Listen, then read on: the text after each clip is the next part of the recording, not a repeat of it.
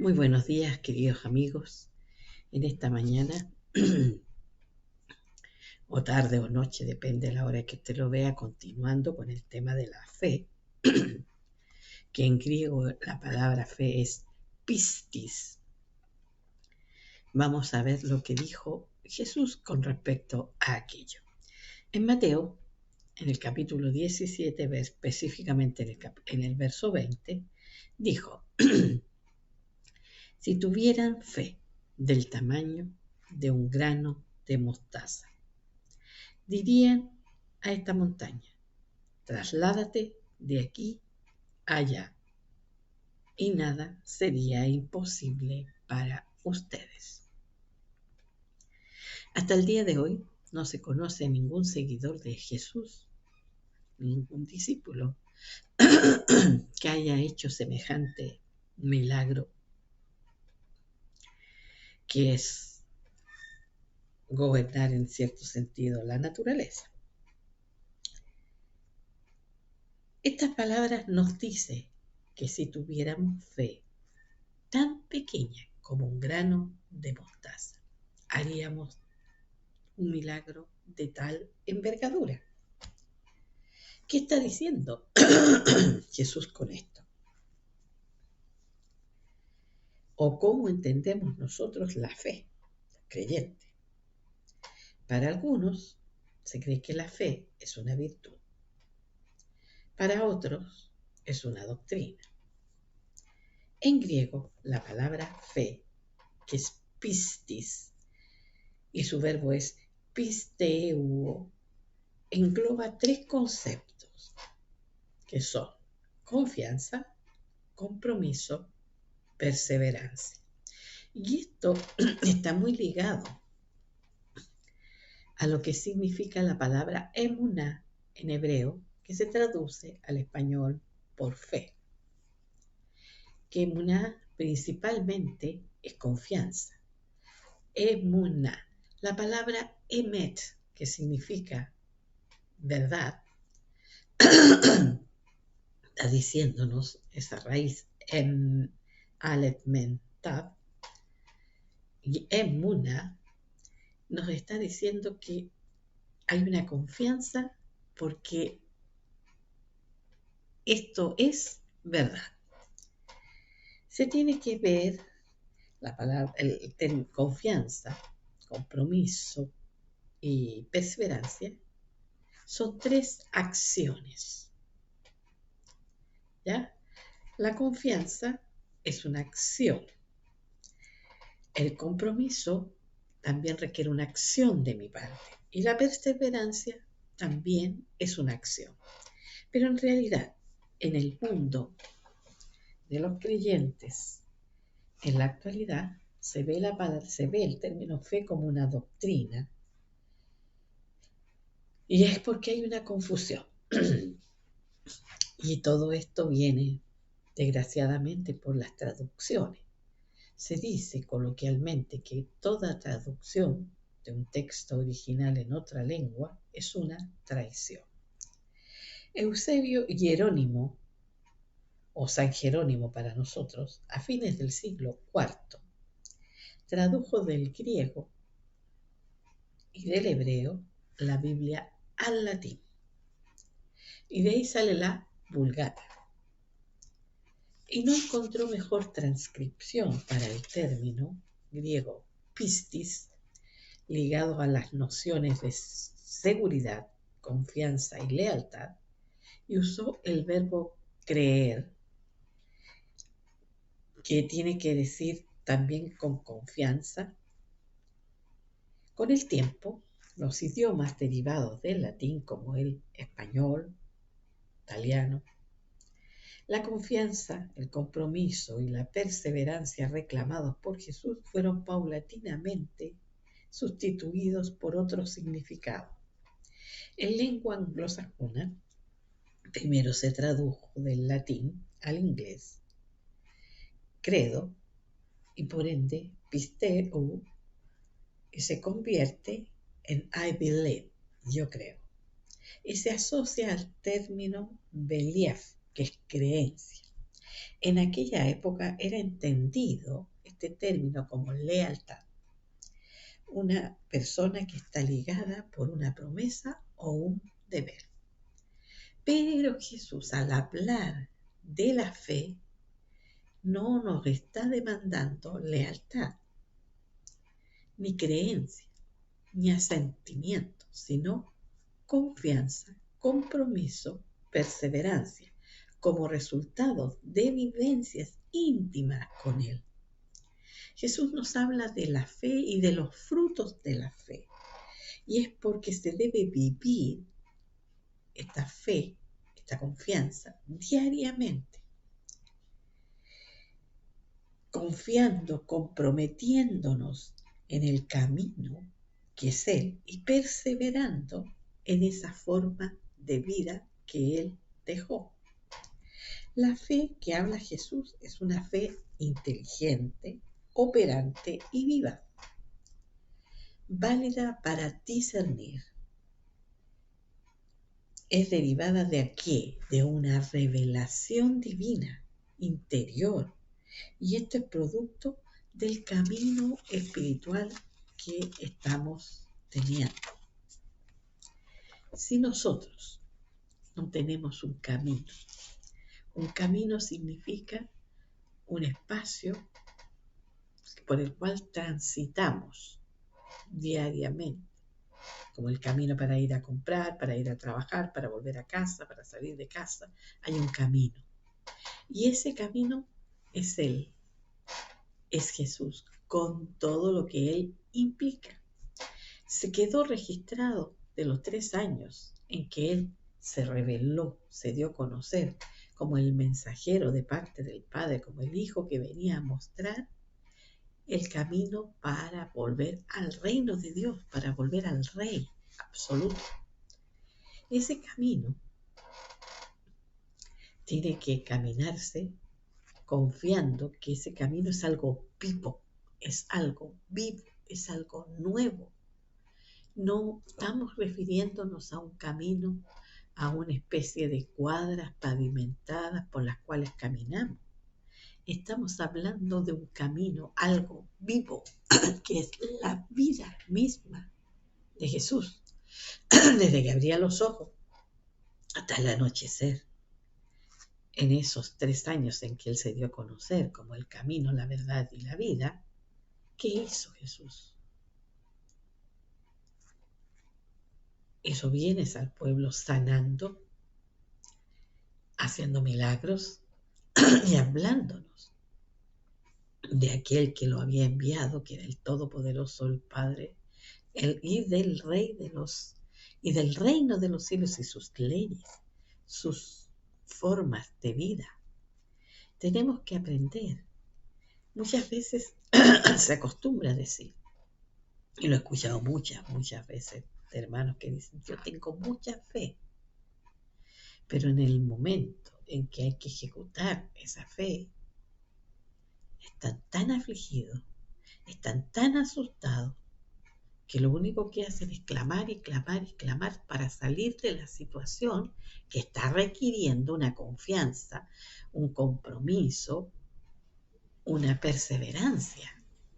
Mantenerte, es un mantenerte en esa posición, en la posición del Hijo de Dios, aun contra viento, contra marea, contra azote, contra lo que sea que te viene. Dices, yo tengo mucha fe, pero ¿cómo ejercemos esa fe? ¿Cómo ejercemos esa fe? Se dice de Abraham, que fue el padre de la fe, que llamaba lo que no era como si ya fuese. Y el mejor ejemplo que tenemos es cuando a Abraham Dios le cambia su nombre. Él se llamaba Abraham y Dios le pone Abraham, que significaba padre de multitudes. Él no tenía absolutamente ningún hijo, ningún heredero, pero no le reclamó a Dios en ese sentido de cómo me cambias el nombre por padre de multitudes si no tengo ningún hijo. Él había estado pidiéndole al Todopoderoso un heredero de su sangre, un heredero que viniera de él y de Sara, su mujer. Él se lo había pedido y Dios le había dado una promesa que su descendencia sería como la arena del mar y como las estrellas del cielo, que no pueden ser contadas. Pero los años avanzaban, los años pasaban, Abraham acumulaba riqueza, tenía mucha gente a su cargo, pero no tenía heredero. Y todos le llamaban Abraham, padre de multitudes. Y no debe haber faltado alguien que a espalda de Abraham se tiene que haber reído. Qué pretencioso llamarse padre de multitudes si no tiene hijo. Qué loco. Pero ¿qué pasa? Que Sara también, viendo ella que ella no podía producir, engendrar un hijo, porque estaba en su época de menopausia, ya no había ni una posibilidad. ¿Qué dice Abraham? Abraham, te paso mi sierva Agar, una esclava joven egipcia, que al producto seguramente se le había regalado el faraón cuando estuvieron en Egipto, y le había dicho para que te acuestes con ella y concibas un hijo, y ella cuando dé a luz lo dé a mis pies y va a ser llamado hijo mío. Cosa que Abraham no discutió, simplemente aceptó. Y así fue. Agar tuvo un hijo. Pero Agar, sabemos que empezó a tomar una posición como de segunda esposa, porque era la madre del heredero de Abraham, del amo. Por lo tanto, empezó a molestar a Sara la actitud de Agar. Y pasaron unos cuantos años y Abraham tenía ya 90 años. Sara ya no tenía ninguna posibilidad de embarazo. Cuando vienen estos tres visitantes del cielo, del reino de los cielos, y Abraham está sentado a la puerta de su tienda, que van camino a Sodoma y Gomorra para destruirla, donde habitaba Lot. Conversan con Abraham, comen con Abraham, y Abraham inquiere y pregunta a qué vienen. Y el ángel que está frente a Abraham le dice, y allí Abraham negocia que si hay 100, si hay 50, hasta el final lograr salvar a Lot y su familia. Pero le dicen también que al cabo de un año, Sara dará a luz un hijo. Cosa que Sara, que estaba escuchando por allí escondida, se ríe porque no puede creerlo, porque no tiene ni una posibilidad. Y tal como le fue dicho a Abraham, así fue. Sara concibió y dio a luz a su hijo Isaac. Risa provocó el anuncio y risa provocó y gozo provocó el hijo de Abraham y Sara, Isaac. Pero todos esos años, desde que Dios le cambió el nombre a Abraham por Abraham, padre de multitudes, Abraham llamó y se hizo llamar a sí mismo lo que no era. Lo que no era.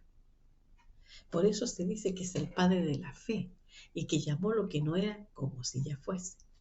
¿Qué significa llamar lo que no es como si ya fuese? Que tú tienes una situación que puede ser un problema grave de salud, un problema grave de economía, de familia, de lo que sea. Lo presentas al Padre, lo expones allí, le pides que te saque de esta situación y luego comienzas a agradecer al Todopoderoso por la respuesta que Él te dio. No la ves, no la tocas, no la palpas, no la vives, pero agradeces. Eso es llamar lo que no es como si ya fuese. Pero ¿qué ocurre con nosotros? Que nosotros vemos que si no tenemos una respuesta inmediata del Eterno, ¿qué hacemos? Seguimos clamando, Señor, obra sanidad, y vamos donde un siervo del Señor que nos dijeron que oraba por los enfermos, que sanaba en caso de que sea una enfermedad. Y ora, qué sé yo, y nada. Y vamos a una campaña y seguimos llorando y seguimos clamando y pasa el tiempo y seguimos en lo mismo. ¿Y qué estamos haciendo? Estamos diciendo estoy enfermo, estoy enfermo, estoy enfermo, estoy enfermo, estoy enfermo. O la situación en la que estoy. Pero ¿qué te dice? Llama lo que no es como si fuese. Y eso significa agradecer. Agradecer, aunque no veas lo que tú pediste, aunque no sea una realidad, tú te pones por encima de esa situación al agradecerle al Todopoderoso porque dejaste y pusiste tu confianza en Él, que esa situación, la que sea, de salud, de economía, de familia, lo que sea, la pusiste en las manos del Eterno y el Eterno hace. Ahora, ¿cuándo hace? ¿Cómo hace? ¿Y cómo veo yo eso? Eso es un asunto de Él. Yo lo único que tengo que hacer es agradecer porque le dejé esa situación al Padre, a sus pies, y agradezco al Todopoderoso porque Él tiene mi situación. ¿La sigo viviendo? Por supuesto, la sigo viviendo, pero ya no la vivo yo, sino que la vivo en confianza, en ese compromiso de Él conmigo y yo y mío con Él, en esa perseverancia que voy a pasar esa prueba como sea. No lo sé cómo, pero la voy a pasar y agradezco. Y en el tanto de que tú estás agradeciendo, la situación se va solucionando. La respuesta quizás a lo mejor no va a ser la que tú esperabas, pero se soluciona. Lo importante es la voluntad del Todopoderoso. Muchos creen que porque en parte del Evangelio dice, pedid y se os dará,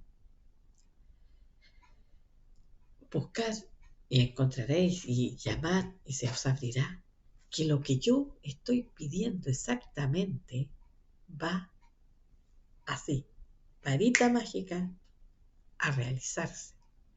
Pero eso está dentro de un contexto que hay que conocer. Por eso nunca se debe tomar versículos sueltos de la Escritura, porque está todo dentro de un contexto. Ahora, si yo pido, se me da. Ahora, ¿qué es lo que estoy pidiendo? Es otro asunto. A veces pido y pido mal. Pido mal. Y Dios no me va a dar si yo pido mal lo que estoy pidiendo mal. Si yo llamo y llamo y llamo y llamo y llamo porque deseo algo específico que Dios no quiere para mi vida, no va a haber respuesta positiva. Si yo busco, voy a encontrar. ¿Pero qué voy a encontrar? Voy a encontrar la verdad de Él. No voy a encontrar la solución que yo quiero.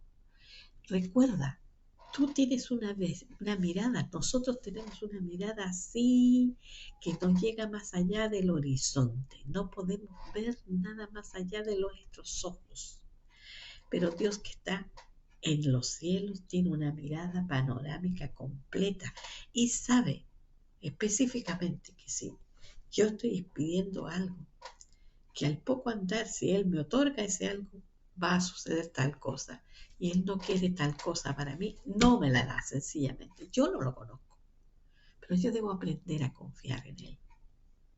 Recuerda, y recordemos, Yahú, ese rey que sale el relato ahí en el libro de Isaías, que cae enfermo y que clama a Dios.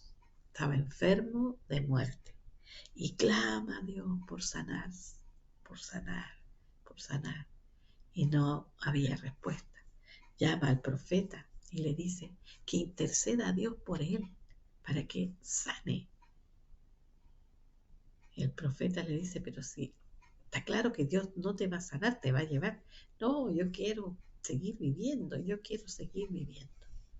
El profeta ora y la respuesta que tiene, bueno, dile que tanto insiste, le voy a conceder lo que quiere, pero va a ser para puro ver dolor. Y exactamente, Dios le alarga los años de vida, pero todos esos años fue para puro ser testigo del dolor. Por eso, querido hermano, por eso es importante esa fe que está hablando Jesús allí, como el grano de mostaza, que es producto de esa relación de intimidad con Él, de esa revelación que Él te da en su corazón, el camino hacia el reino de los cielos, la vida al reino de los cielos. La verdad de Dios del reino de los cielos tiene que ser revelada. Tienen que ser abiertos los ojos del Espíritu para ver lo de Él. ¿Por qué? Porque todo lo que nosotros vemos en este plano en el que vivimos es escaso. Es escaso. No podemos entender la fe desde el punto de vista como una doctrina, como una creencia, como algo que yo, como algo ciego, como dicen algunos, tengo una fe ciega en eso. No, querido, la fe es una acción de poner tu confianza en el Todopoderoso, sea la respuesta que sea que Él te da, es lo mejor para ti. No lo que tú pides, no lo que tú crees, porque lo que uno pide, lo que uno cree es desde esta perspectiva terrenal, que es finita. Lo que Dios está haciendo es algo que tiene que trascender hacia la eternidad, porque trabaja no con tu cuerpo, trabaja con tu alma. Tu alma es la eterna. Tu alma es la que va a permanecer para vida eterna. Por lo tanto, pidamos al Padre que nos conceda esa gracia, de esa fe, de esa confianza en Él, que sea lo que sea que estemos atravesando. Lo exponemos y lo dejamos a sus pies para que Él resuelva como Él quiere, porque lo que Él quiere es bueno, es perfecto, es agradable. Y necesitamos ver las cosas con los ojos del Eterno, con los ojos de Él, no con los nuestros, que no ven más allá del horizonte. Entonces la fe es esa confianza que tengo en mi Creador, es mi compromiso de poner toda mi confianza en Él y perseverar en esa confianza, caminando en el camino, caminando en la verdad, caminando en esa vida, sea lo que sea que me toque, agradeciendo, porque todo es bueno. Él dijo, orar sin cesar. ¿Qué quiere decir? Estar en esa comunión permanente con Él. Dar gracias en todo, porque esa es la voluntad de Dios para con nosotros en Cristo Jesús. Si recordemos, Pedro, cuando Jesús dice que es necesario que Él muera en la cruz, ¿qué dice Pedro? No, tal no te acontezca. Claro, desde el punto de vista humano, terrenal, de este espacio-tiempo, era algo negativo que Él fuese a la cruz. ¿Y cuál es la respuesta de Jesús? Apártate de mí, Satán. ¿Por qué? Porque estás poniendo la mira en las cosas de los hombres y no en las de Dios. Satán es el adversario. Satán es el que se opone al propósito de Dios. Y lo que yo tengo que ver, en lo que yo tengo que caminar, es en el propósito del Eterno, para lo cual yo debo comprometerme, para lo cual yo debo tener toda mi confianza puesta en Él y perseverar en ello. Si te gustó, dale un me gusta, compártelo y ten un buen día.